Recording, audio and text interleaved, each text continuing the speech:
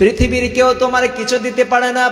আমাদের সমাজে এমনও আছে যারা মাজারে যাওয়ার পরে বলে বাবা একটা সন্তান দেন, বাবা অনেকগুলো মেয়ে হয়েছে একটা ছেলে সন্তান দেন। ছেলে সন্তান একমাত্র দেন কে? আবার মেয়ে সন্তান দেন কে? আবার মেয়েও না ছেলেও না। হিজড়া এই সমাজে আছে না নেই? হিজড়া সন্তানও দেন কে?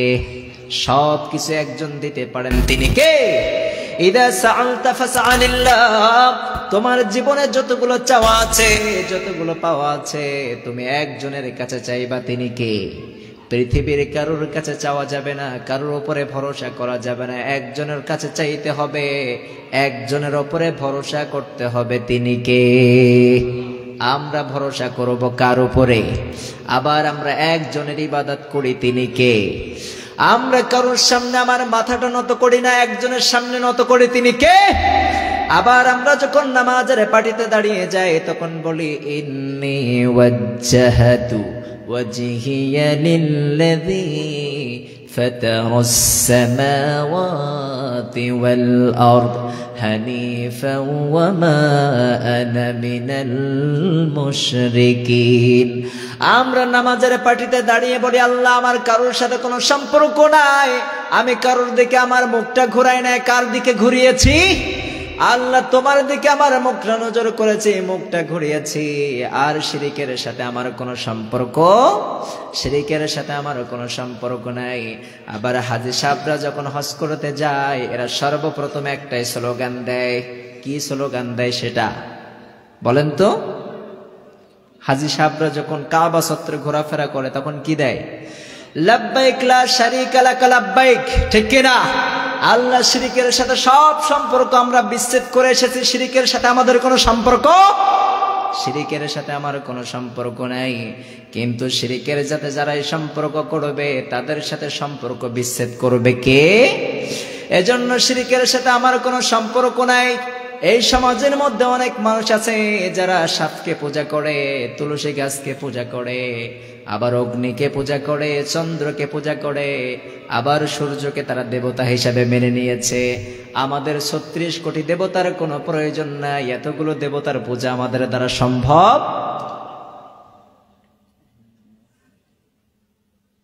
হিন্দু আছে তাই কি হয়েছে? যেটা সত্যি সেটাই তো বলছি, কথা বলেন। তারাও তো এটাগুলো শিখবে, তারা জানবে, তারা বুঝবে, তারা। সমস্যা হচ্ছে কোথায়? এজন্য করে হিন্দু ভাইদের প্রতি শ্রদ্ধা রেখে বলছি, আপনার মন দিয়ে যদি শোনেন আমার কথাগুলো, আমরা 33 কোটি পূজার দেবতা করি না, এক আল্লাহর গোলামি করে, তাই আমাদের সময় থাকে না। আর কয়জনের ইবাদত করব আমরা, ঠিক কিনা? কথা বলেন। একজন মানুষকে যদি আমরা প্রশংসা করি অন্যজন আমার উপরে রেগে যায়, ঠিক কিনা? কথা বলেন। একসাথে যদি 10 জন মানুষ এক জায়গায় থাকে, একজনকে আমি যদি প্রশংসা করতে করতে যদি তাকে আসমানের উপরে উঠায় দেই, আর 9 জন আমার উপরে বিরাজ হবে কি হবে না? কথা বলেন না কেন? কিন্তু আপনাদের অনেকগুলো দেবদেবী আছে, আপনি যদি একজনের প্রশংসা করেন আর বাকি দেবদেবীগুলা কি অসন্তুষ্ট হবে না আপনার উপরে? এজন্য করে আমরা এতগুলো মানতে চাই না, আমরা একজনকে খুশি করব, তিনি কে? আমরা একজনকে সেজদা করব, তিনি কে? পৃথিবীর কাউকে সেজদা আমরা করতে চাই না। রাব্বুল আলামিন বললেন আমার পায়ে সেজদা দাও, আমার গোলামি করবা যারা, জান্নাতে তাদেরকে আমি প্রবেশ করাবো, ঠিক কিনা? কথা বলেন। আমরা যখন সেজদার মধ্যে চলে যাই, নামাজের মধ্যে চলে যাই, আমরা মনে করি আমার এই কপালের সেজদাটা মনে হয় মাটির ওপরে পড়ে, অথবা টাইলসের ওপরে, অথবা ঘাসের ওপরে পড়ে। রাব্বুল আলামিন বললেন গোলাম তোমরা যখন সেজদার মধ্যে চলে যাও, তোমার এই সেজদাটা মাটির ওপরে পড়ে, তোমার এই সেজদাটা কখনো ঘাসের ওপরে পড়ে না, তোমার এই সেজদাটা জমিনের ওপরে পড়ে না, তোমার এই সেজদাটা টাইলসের ওপরে পড়ে না। তুমি যখন তোমার এই পবিত্র কপালটা দিয়ে সেজদার মধ্যে চলে যাও, এই সেজদাটা আমি রাব্বুল আলামিনের কুদরতি পায়ের মধ্যে পড়ে যায়। সুবহানাল্লাহ পড়ে। আল্লাহ বললেন 5 ওয়াক্ত সালাত তোমাদেরকে দিয়েছি, যদি রাতের বেলা কেউ যদি গুনাহ করে ফেলে, ফজরের সালাত আদায়ের জন্য যদি কেউ হাতের মধ্যে পানি লাগিয়ে দেয়, সারা রাতের মধ্যে যদি হাত দিয়ে যদি গুনাহ করে ফেলে, হাতে পানি লাগার সাথে সাথে রাব্বুল আলামিন হাতের গুনাহগুলো মাফ করে দেয়। এরপরে জবান দিয়ে যদি কোনো গুনাহ করে ফেলে, এরপরে জবান দিয়ে যদি কোনো গুনাহ করে ফেলে, চোখ দিয়ে যদি কোনো গুনাহ করে ফেলে, মুখে পানি লাগার সাথে সাথে রাব্বুল আলামিন মুখের গুনাহগুলো মাফ করে দেন। সুবহানাল্লাহ। পায়ে পানি লাগার সাথে সাথে পায়ের গুনাহগুলো মাফ করেন কে? হাতে পানি লাগার সাথে সাথে হাতের গুনাহ মাফ হয়ে যায়। আবার ফজর থেকে নিয়ে জোহর পর্যন্ত যেই সময়টা আছে, এই সময়ের মধ্যে গুনাহ হওয়ার সম্ভাবনা আছে না নেই? কথা বলেন না কেন? আমরা সকাল থেকে নিয়ে সন্ধ্যা পর্যন্ত একে অপরের নামে দুশ্মনী কথাবার্তা আছে না নেই? একজন আরেকজন ভাইয়ের গালিগালাজ আছে না নাই? কথা বলেন। একজন আরেকজনকে গালিগালাজ করে, একজন আরেকজনকে বোকা দেয়, একজন আরেকজনের ভাইয়ের প্রশংসা সহ্য করতে পারি না।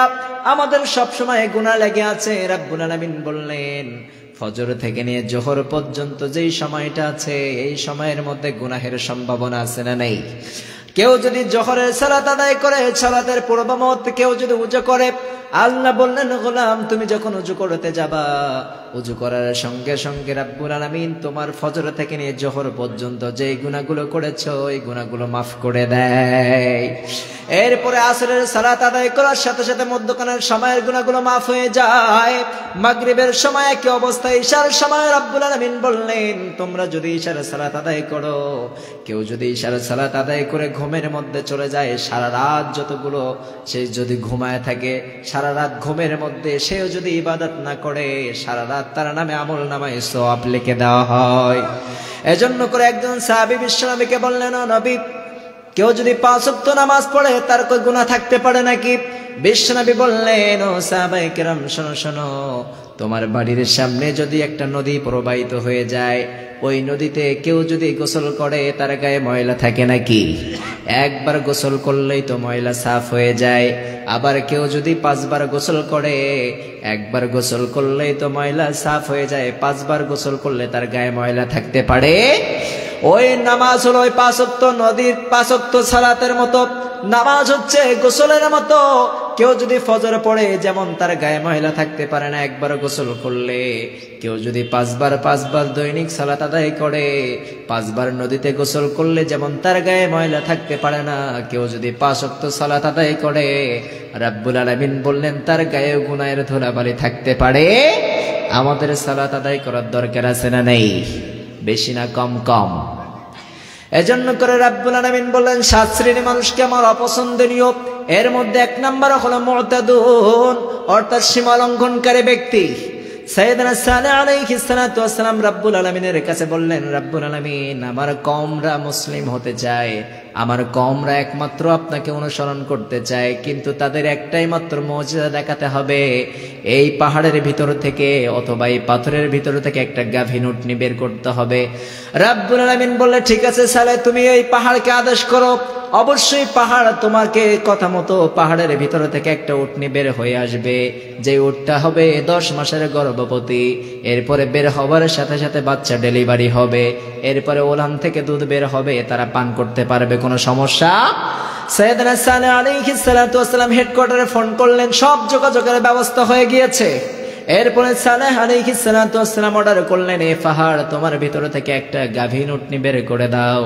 সঙ্গে সঙ্গে পাহাড় থেকে একটা গাভীন উট বের হলেন, সঙ্গে সঙ্গে ডেলিভারি হলেন। ডেলিভারি হওয়ার সাথে সাথে ওই গাভীর ওলান থেকে দুধ বের হওয়া শুরু হলো। সব কওমরা দুধ পান করলেন, এরপরও তারা ঈমান আনে নাই। এরপরও ওই উটটাকে তারা হত্যা করলেন। তারা সীমা লঙ্ঘন করছে কি করছে না? কথা বলেন না কেন?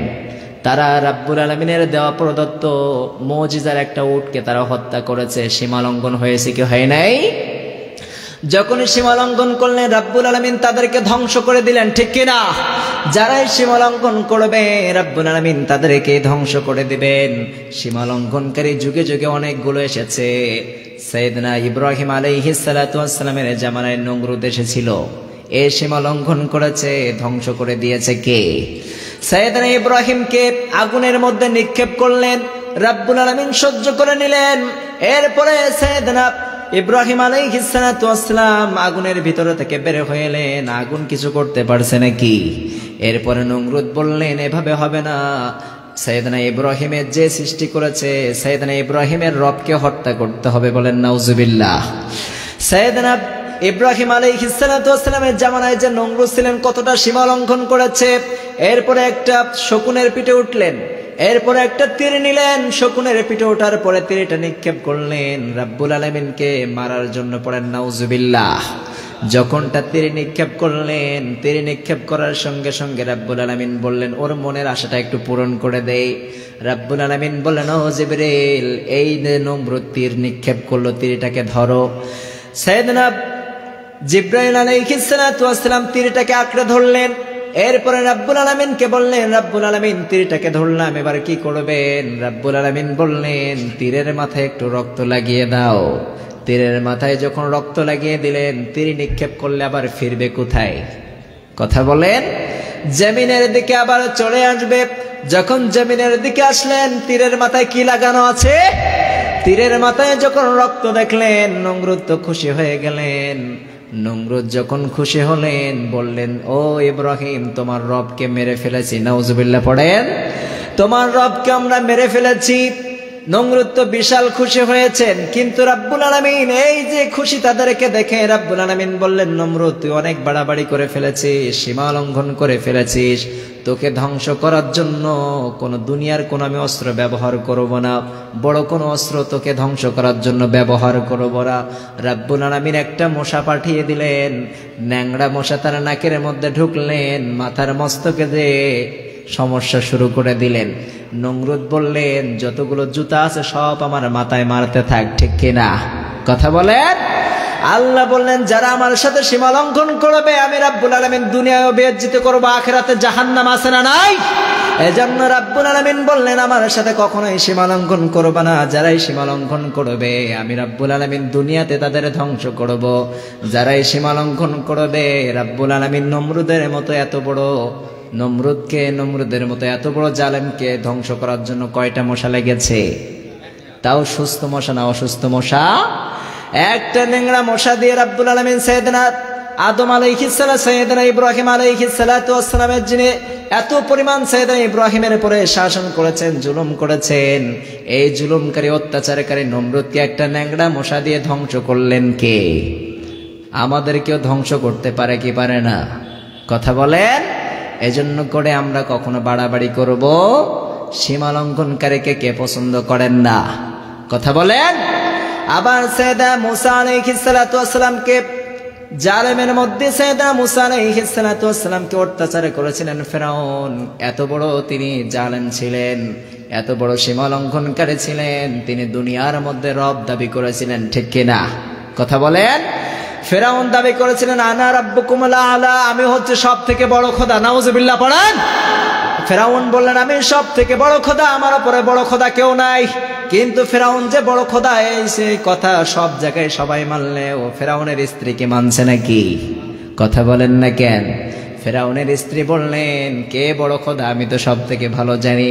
তুমি রাতের বেলা সব থেকে ইবাদত করো বেশি কার? দিনের বেলা মানুষের সামনে বড় খোদা দাবি করো, কিন্তু রাতের বেলা শেষ রাতে তাহাজ্জুদ পড়ো কার কাছে? ফেরাউন বলতো রাব্বুল আলামিন আমাকে দুনিয়ার মধ্যে শাসনকৃত দান করেন, দুনিয়ার মধ্যে আমাকে সম্মান দান করেন। রাব্বুল আলামিন তাকে এত সম্মান দান করলেন, দুনিয়ার মধ্যে একটা জ্বরও তাকে স্পর্শ করে, কোন রোগ তাকে কখনোই স্পর্শ করে নাই। কিন্তু সীমা লঙ্ঘন করে ফেলেছে। সাইয়েদনা মুসা আলাইহিস সালাতু ওয়াস সালামের নির্যাতন শুরু করেছে। এত নির্যাতন শুরু করলেন, শেষ পর্যায়ে সাইয়েদনা মুসাকে হত্যা করার পরিকল্পনা করলেন। আল্লাহ বললেন সব থেকে বড় তুই সীমা লঙ্ঘনকারী, তোকে আর দুনিয়ায় বাঁচানো যাবে? দুনিয়াতে তোকে বাঁচানো যাবে না। সাইয়েদনা ফেরাউনকে সাইয়েদনা মুসা আলাইহিস সালাতু ওয়াস সালামকে মারার জন্য যখন ধাওয়া করলেন, সাইয়েদনা মুসা দৌড়াতে শুরু করলেন, নীল নদের কাছে পৌঁছে গেলেন। এরপরে সাইয়েদনা মুসা আলাইহিস সালাতু ওয়াস সালাম অনুসারীরা বললেন ও মুসা যাবার তো কোনো জায়গা নাই। সাইয়েদনা মুসা বললেন রাব্বুল আলামিন যাবার তো কোনো জায়গা নাই, আপনার অর্ডার পাওয়ার পর তো এখানে এসেছি। মুসা বললেন, এরপরে আল্লাহ বললেন মুসা চিন্তা করার কোনো কারণ নাই, যেখানে আমার বন্ধু আছে সেখানে কি কখনো বিপদ থাকতে পারে নাকি? সাইয়েদনা মুসার বন্ধু একমাত্র কে? আরো জোরে বলেন। দুনিয়ার মধ্যে যদি একটা বন্ধু বিপদে পড়ে যায়, অন্য বন্ধু সাহায্যের হাত বাড়ায় কি বাড়ায় না? সাইয়েদনা মুসাকে বললেন ও মুসা চিন্তা করার কোনো কারণ নাই, তুমি হলো আমার সব থেকে দুনিয়ার মধ্যে খাস প্রিয় বন্ধু, তুমি দুনিয়ার মধ্যে বিপদে পড়ে গিয়েছো, তোমার উদ্ধার করার জন্য তো আমি আছি একমাত্র, ঠিক কিনা? সাইয়েদনা মূসাকে বললেন, ও মূসা, তোমার যে হাতের লাঠিটা আছে, এই হাতের লাঠিটা দিয়ে পানির মধ্যে একটা আঘাত করো, পানির মধ্যে একটা বাড়ি দিয়ে দাও। পানির মধ্যে আঘাত করার সঙ্গে সঙ্গে রাস্তা তৈরি করে দিলেন কে? আরো জোরে বলেন। পানির মধ্যে আঘাত করার সাথে সাথে রাস্তা তৈরি করে দিলেন। রাস্তা তৈরি করার শেষ হবার পরে সাইয়েদনা মূসাকে বললেন, ও মূসা, রাস্তা দিয়ে তুমি অতিক্রম করো, রাস্তা পার হয়ে যাও। সাইয়েদনা মূসা রাস্তা পার হয়ে গেলেন। আল্লাহ বললেন, ও ফেরাউন, তুই তো সীমা লঙ্ঘন করে ফেলেছিস, কারণ তুই হত্যা করার চেষ্টা করেছিস আমার বন্ধুকে, ঠিক কিনা? তুই আমার বন্ধুকে হত্যা করার চেষ্টা করছিস, আমার বন্ধুকে দুনিয়া থেকে বিদায় করার জন্য পরিকল্পনা করেছিস, তুই তো সীমা লঙ্ঘনকারী। আমি রব্বুল আলামিন সীমা লঙ্ঘনকারীকে পছন্দ করি, আমি রব্বুল আলামিন সীমা লঙ্ঘনকারীকে পছন্দ করি না। আজকে তোকে ধ্বংস করার দিন এসেছে।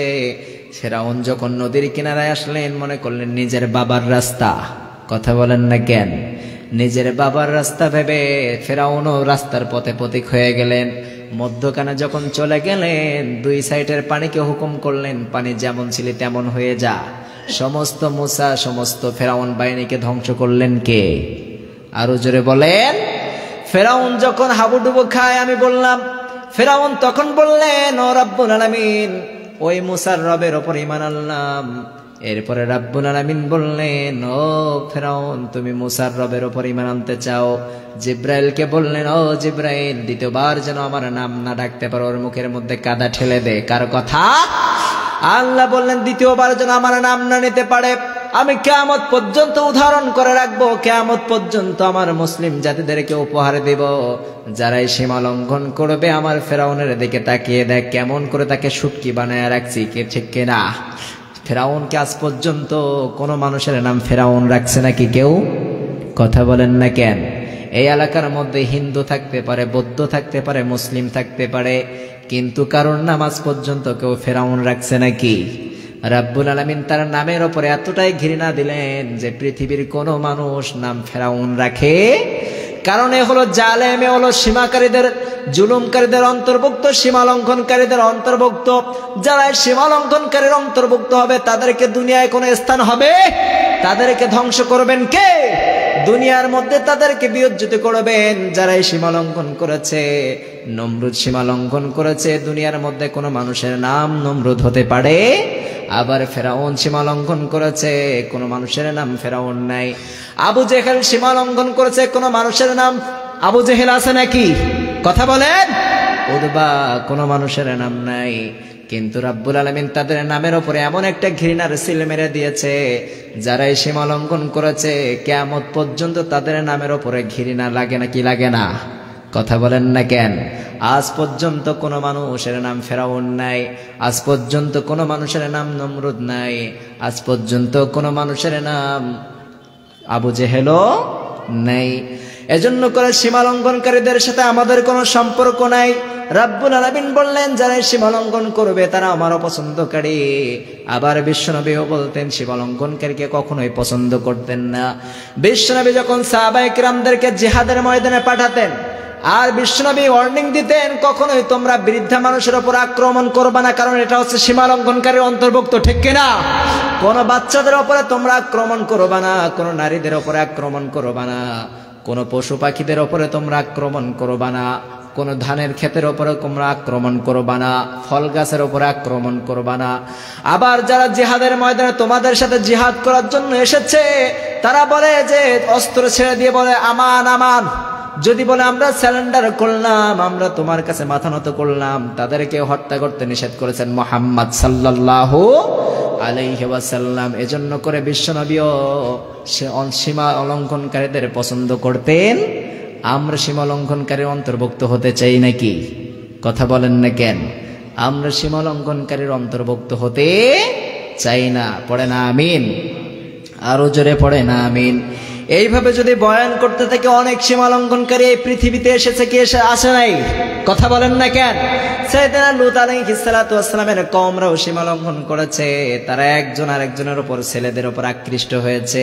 এরা সীমা লঙ্ঘনকারীদের অন্তর্ভুক্ত হয়েছে। রব্বুল আলামিন তাদের জমিনটাকে উল্টায় দিয়েছে, ঠিক কিনা? কথা বলেন না কেন? যারা এই সীমা লঙ্ঘন করবে রাব্বুল আলামিন তাদেরকে পছন্দ করবে। 2 নাম্বার হলো জালিমুন, রাব্বুল আলামিন জালেমকারীদের জুলুমকারীদের কখনো পছন্দ করে? আমরা জুলুমকারীদের অন্তর্ভুক্ত হতে চাই না, ঠিক কিনা?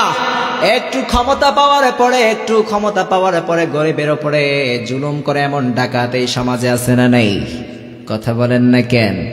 একটু যদি ক্ষমতা পেয়ে যায় গরিবের উপরে অত্যাচার আছে না নেই?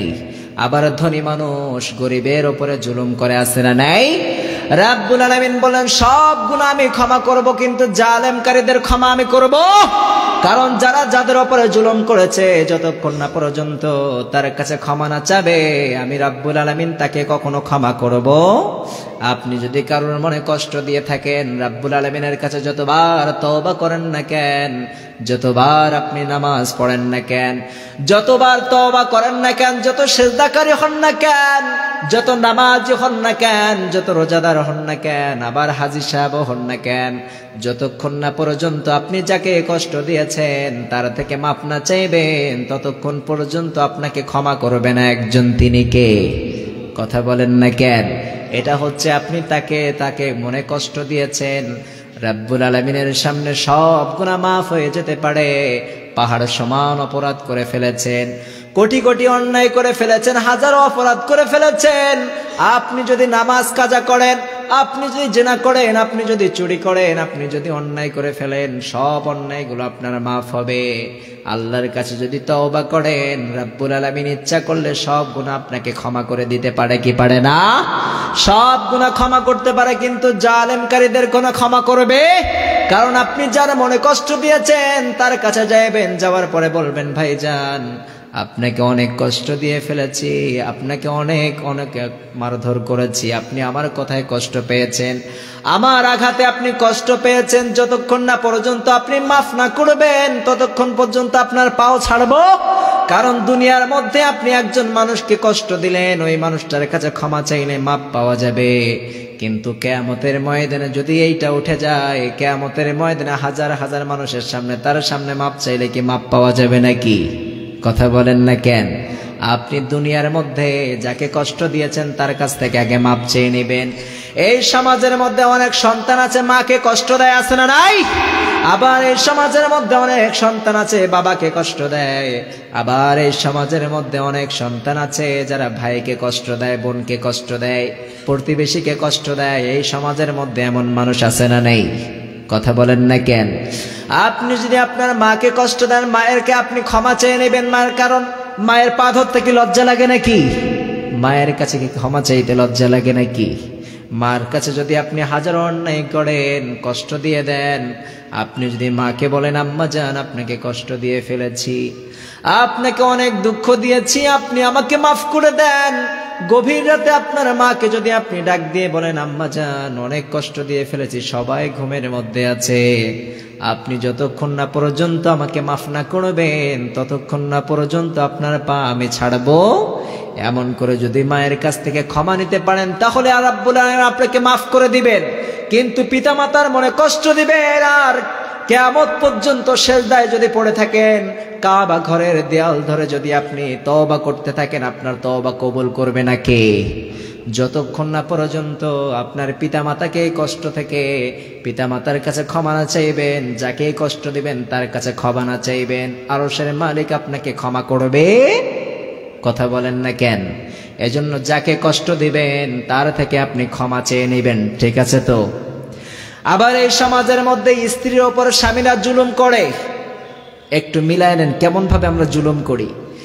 এই সমাজের মধ্যে স্বামীরা স্ত্রীর ওপরে জুলুম করে, আবার স্ত্রীরা স্বামীর ওপরে জুলুম করে, আবার বাবা সন্তানের ওপরে জুলুম করে, সন্তান বাবার ওপরে জুলুম করে। একটু ভেঙে যদি বলি আপনাদের বুঝে আসবে। আপনার স্ত্রীর যেই সমস্ত হকগুলো আছে আপনি পূরণ যদি না করেন এরা জুলুমের মধ্যে অন্তর্ভুক্ত, বলেছেন কে? আপনার স্ত্রী হচ্ছে আপনার কাছে মোহর পায়, আপনি যদি মোহরের টাকা পরিশোধ না করেন এটা জুলুমের মধ্যে অন্তর্ভুক্ত করেছেন কে? এজন্য আপনার স্ত্রী মোহরকে আপনি পরিশোধ করবেন। এরপরে আপনার স্ত্রীর যে হকগুলো আছে রাতের বেলায় তাকে টাইম দেবেন, তার সাথে ভালো ব্যবহার করবেন, তার সাথে সব সময় কি রাগান্বিত ভাবে কথা বলা যাবে নাকি? রাগান্বিত ভাবে কথা বলতে নিষেধ করেছেন মুহাম্মদ সাল্লাল্লাহু কারণ বিশ্বনবী কোন স্ত্রীর ওপর রাগান্বিত কখনো হন নাই, ঠিক কিনা? কোন স্ত্রীর ওপর রেগে তিনি কথা বলেন নাই, কোন স্ত্রীর ওপরে রাগ দেশ করেন নাই, স্ত্রীকে মারধর করেন নাই। কিন্তু আমাদের সমাজের মধ্যে এমনও ডাকাত আছে যারা স্ত্রীর গায়ে হাত তুলতে 1 সেকেন্ডও দেরি করে, আছে না নাই? সকালবেলা একটা লাথি মারে, রাতের বেলা আবার 1 হয়ে যায়, আবার রাতের বেলা ঝাঁটা মারে, সকালবেলা 1 হয়ে যায়, আছে না নাই? কিন্তু স্ত্রীর গায়ে হাত দিতে নিষেধ করেছেন মুহাম্মদ সাল্লাল্লাহু। আমাদের আইডল হলো মুহাম্মদ সাল্লাল্লাহু। কারণ বিশ্বনবী যেই কথাগুলো বলেছেন, কারণ স্ত্রীদের সাথে কেমন আচরণ করবা, সন্তানের সাথে কেমন আচরণ করবা, পিতামাতার সাথে কেমন আচরণ করবা, এগুলো শিখিয়েছেন মুহাম্মদ সাল্লাল্লাহু। কারণ বিশ্বনবী স্ত্রীদের সাথে কখনো রাগান্বিত হয়ে কথা বলতেন না। আবার আমাদের সমাজে দেখা যায় স্ত্রীরা যদি রান্না করে, রান্নার মধ্যে যদি লবণ বেশি হয়ে যায়, স্বামীদের ঝগড়া শুরু হয়ে যায় কি যায় না? আবার রাগান্বিত হয়ে তরকার মুখের মধ্যে ফেলে দেয়, আছে না নাই? রাগান্বিত হয়ে মারধর করে, এমন ডাকাত আছে না নাই? কিন্তু বিশ্বনবী বলতেন, খবরদার স্ত্রীর গায়ে হাত উঠাবা না কখনোই, কারণ সে তোমাকে সুন্দরভাবে রান্না করে দেওয়ার জন্য সে সব থেকে আপ্রাণ চেষ্টা করে। কিন্তু যদি একটু খারাপ হয়ে যায়, তাকে গালি কখনোই দিবা না। কারণ যদি আপনি ভালোবেসে তাকে বলেন, ও স্ত্রী আজকের রান্নাটা খুব ভালো হয়েছে, স্ত্রী খাওয়ার পরে বলবে লবণ তো বেশি হয়েছে, পরবর্তী সাজে আবার সে চিন্তা করবে, আমার স্বামী খেতে পারে নাই, তারপরও আমাকে ভালো বলেছে, আমি আরো সুন্দর করে রান্না করার চেষ্টা করি, ঠিক কিনা? কথা বলেন না কেন? কিন্তু একটু লবণ বেশি হওয়ার পর ঝগড়া শুরু হয়ে যায় কি যায় না? একটু আপনি ধৈর্য ধরবেন, কারণ ধৈর্যশীলদের জন্য একজন আছেন, তিনি কে? ধৈর্যধারীদের সাথে একজন আছেন রাব্বুল আলামিন। ধৈর্যশীলকে পছন্দ করেন, আমরাও ধৈর্য ধরবো। বিশ্বনবীও ধৈর্যশীলকে পছন্দ করতেন, আমরাও ধৈর্যশীল হতে চাই কি চাই না? কথা বলেন। ধৈর্যশীল হবে যারা, আল্লাহর জান্নাতে প্রবেশ করবে তারা। এজন্য ধৈর্য ধারণ করা যাবে। আবার কখনো দেখা যায় স্ত্রী স্বামীর ওপরে জুলুম করে। এই সমাজের মধ্যে অনেক স্ত্রী আছে যারা স্বামী যদি একটা কথা বলে স্বামীর কথা মানতে চায়। আবার অনেক সময় দেখা যায় স্ত্রীরা খাটে নিতে চায় না, খাট থেকে বের করে দেয় স্বামীকে। এমন যদি হয়, ঘর জামাই যদি হয়ে যায়, স্ত্রীর টাকা যদি বেশি থাকে, স্ত্রীর বাড়ি যদি ঘর জামাই থাকে, স্ত্রী যেটা বলে সেটা না করলে স্বামীর ওপরে চড়াও হয়ে যায়, আছে না নেই? কারণ তোমার স্বামী যদি তোমার কথায় কষ্ট পায়, যদি তোমার স্বামীর থেকে মাপ না চেয়ে নাও, এই গুনাহ মাফ করবে না একজন, তিনি কে? আবার এই শীতের রাত্রে যদি স্ত্রী যদি বলে, শীতের রাত্রে যদি স্বামী যদি স্ত্রীর কাছে থাকতে চায়, এটা একটা কঠিন মাছালা। যদি স্ত্রীর কাছে স্বামী যদি থাকতে চায় আর স্ত্রী যদি বলে গোসলের সময় হয়ে যাবে, গোসল করা সম্ভব না, এই গোসলটা আমার শেষ রাতে করা সম্ভব না, এই বলে যদি স্বামীর থেকে এড়িয়ে যেতে চায়, স্বামীর ওপরে সে জুলুম করেছে। আপনার দায়িত্ব হলো স্বামীর হকটা আগে পূরণ করা, ঠিক কিনা? সব থেকে নারীদের ইম্পর্টেন্ট কাজ হলো রান্নার কাজ। এই রান্নার কাজ করতে করতেও যদি স্বামী তোমাকে ডাক দেয় বিছানায়, তোমাকে বিছানায় যেতে বলেছে মুহাম্মদ সাল্লাল্লাহু, কারণ স্বামীর হকটা পূরণ করতে বলেছেন। এজন্য করে আপনি যদি বলেন যে শেষ রাতে গোসল করার ভয়ে যদি স্বামীকে বের করে দেন, স্বামীর কথায় যদি নারাজ হয়ে যান, স্বামীকে যদি একসাথে সময় না দেন, আল্লাহর আদালতে জবাবদিহিতা আছে না নাই? কথা বলেন। এজন্য করে স্ত্রীরা স্বামীর ওপরে জুলুম করবে না, আবার স্ত্রীরা স্বামীর ওপরে জুলুম করবে না, স্বামীরা স্ত্রীর ওপরে জুলুম করবে না। আবার সন্তানের ওপরে কখনোই বাবা জুলুম করবে না। সন্তানের ওপরে কিভাবে জুলুম করে, সন্তানের ওপরে জুলুম কিভাবে হয়ে যায়? আপনার সন্তানের প্রধান দায়িত্ব হলো যখন বাচ্চা যখন ভূমিষ্ঠ হবে তার কানে আজান দিতে বলেছেন মুহাম্মদ সাল্লাল্লাহু। কিন্তু অধিকাংশ বাচ্চা আমাদের হাসপাতালে হয়ে যায়, আজান দেওয়ার সময় আমরা পাই। আপনি জুলুম করলেন বাচ্চার ওপরে, কারণ আপনার বাচ্চার জন্মের সময় আপনি আজান কানে দেন নাই, ঠিক কিনা? এটা হচ্ছে প্রকৃতপক্ষে বাবার দায়িত্ব, আপনি সন্তানের কানে আজান দিবেন। কথাটা কার? মুহাম্মদ সাল্লাল্লাহু। আপনি আপনার সন্তানের কানে আজান দিবেন, এরপরে সন্তানকে আপনি সুন্দর একটা নাম রাখবেন। নাম রাখতে বলেছেন মুহাম্মদ সাল্লাল্লাহু। কিন্তু আমরা নাম সুন্দর রাখি না, আমরা নাকি বান্টু, সাকিব। আজ পর্যন্ত কোন মাওলানা পীর সাহেবের নাম শুনছেন নাকি? হযরত মাওলানা সাকিব শুনছেন? শুনছেন? হযরত মাওলানা আকাশ শুনছেন নাকি? কথা বলেন। এমন নাম শোনেন নাই। আপনার সন্তানের একটা সুন্দর নাম রাখার দায়িত্ব আপনার, কিন্তু আপনার সন্তানের উপরে আপনি নিজেই জুলুম করলেন। কথাটা ঠিক কিনা? এজন্য করে সন্তানের উপরেও জুলুম করা যাবে। আবার সন্তানরা বাবার উপরে জুলুম করে। বাবা যখন বৃদ্ধা হয়ে যায়, যেই সমস্ত বাবার হক আছে, এই হক থেকে সন্তানরা বাঁচে থাকতে চায়, আছে না নেই? কথা বলেন না কেন? এজন্য করে জুলুম করা যাবে না। আল্লাহ কবুল করুক, পড়ে না আমিন। ভাইজান, আমার সময় তো শেষ করে না, 11টায় শেষ আমার সময়। আমার প্রোগ্রাম আজকে এখানে না, যেহেতু এসেই পড়েছি। দুইটা কথা বলেছি। একটা কথা হচ্ছে আল্লাহ তাআলা 7 শ্রেণীর মানুষকে কি করেন? কথা বলেন। 7 শ্রেণীর মানুষকে অপছন্দ করেন। এর মধ্যে 1 নম্বর হচ্ছে আল মু'তাদুন, যারা সীমালঙ্ঘনকারী ব্যক্তিকে আল্লাহ তাআলা কখনো পছন্দ করে। 2 নম্বর হচ্ছে জুলমুন, অর্থাৎ জুলুমকারীকে আল্লাহ তাআলা কখনো পছন্দ করে না। তাহলে এই দুটোর সাথে আমাদের কোনো সম্পর্ক আছে? থাকবে? কথা বলেন না কেন? এই যারা কথা বলছে না তারা মনে হয় সম্পর্ক রাখবে। এই দুটোর সাথে আমাদের কোনো সম্পর্ক নাই। আল্লাহ কবুল করুক, পড়ে না আমিন। যে কথাগুলো বলেছি আপনাকে এবং আপনাদের সকলকে, কথাগুলোর উপর আমল করার তৌফিক দান করুক, পড়ে না আমিন।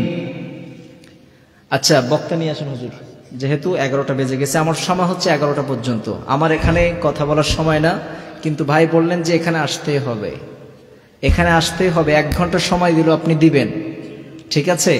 যেহেতু আপনাদের সামনে আমার কিছু কথা বলার তৌফিক দিয়েছেন আল্লাহ তাআলা, এজন্য কেউ কি মনে কষ্ট নিয়েছেন? কথা বলেন। কারো মনে কোনো দুঃখ আছে? আল্লাহ তাআলা যে কথাগুলো বলেছি আল্লাহ কবুল করুক, পড়ে না আমিন। পরিশেষে একটা গজল শুনে আপনাদের সঙ্গে বিদায় নেব। শুনবেন আপনারা? ইকোটা একটু দিয়ে দেন। তোমার স্মৃতি আজ বারে বারে কেন যে পড়ছে মনে, তোমার মায়াবী মুখটা মাগো ভাসে শুধু দুনয়নে। তোমার স্মৃতি আজ বারে বারে কেন যে পড়ছে মনে, তোমার মায়াবী মুখটা মাগো ভাসে শুধু দুনয়নে। মা মা ফিরে কি আর আসবে না? মা মা ফিরে কি আর আসবে না? আদর সোহাগাত ভালোবাসায় জড়িয়েছিলে মাগো তুমি আমায়। আদর সোহাগাত ভালোবাসায় জড়িয়েছিলে মাগো তুমি আমায়। আজ তুমি কোথায় হারিয়ে গেলে?